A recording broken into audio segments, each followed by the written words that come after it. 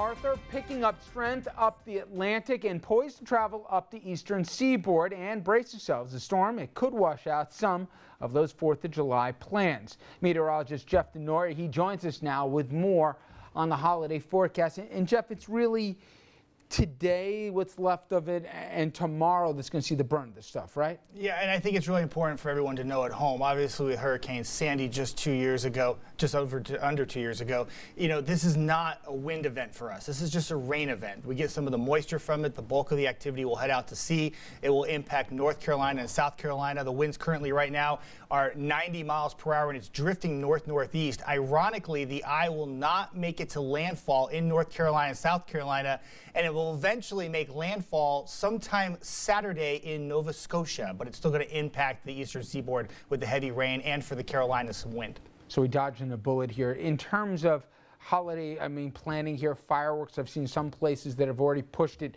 for what was scheduled tomorrow to Sunday when they can.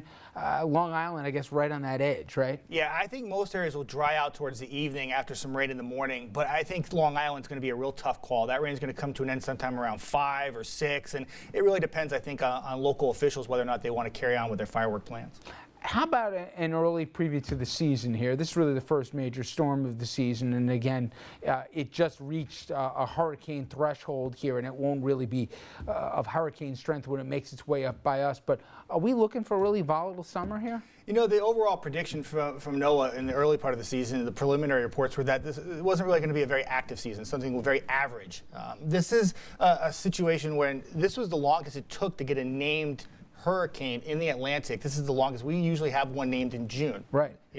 Now that we're in July, it's taken a little while. I think that as we get through the rest of the summer, it's very interesting to note that the sea surface temperatures, they're real warm right now, warmer than they were last year. We had a quiet year last year. That's something to keep in mind as we start to head into July and August. When you have those water temperatures that are 80, 85 degrees, and it's in a large area on the eastern seaboard, that can be conducive for hurricane development. You got to keep an eye on that as we head into, especially as we get into late August. All right. Well, let's hope we have a good 4th here, and let's hope those ominous potential predictions don't come to be. Jeff, thanks so much.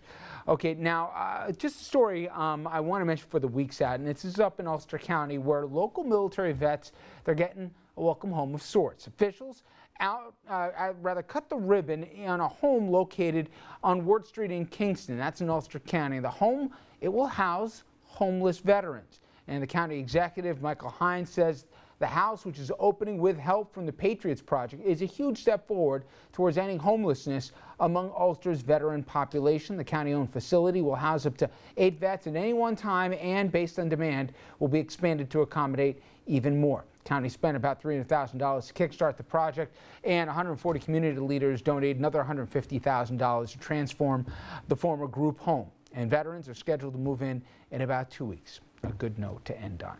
Now, a programming note, and I want you to tune in to tomorrow night's program at 6 p.m. because we're going to be paying tribute to those who have battled through really tough times and even tragedy of their own, but still found the strength to look forward and to help others. We're in some of our most memorable interviews that I think many of you will find really inspiring. Again, be sure to watch. That's again tomorrow, July 4th at 6 p.m. All the time that we have for tonight. Thank you so much for joining us. We'll see you back here tomorrow evening, 6 p.m. Till then.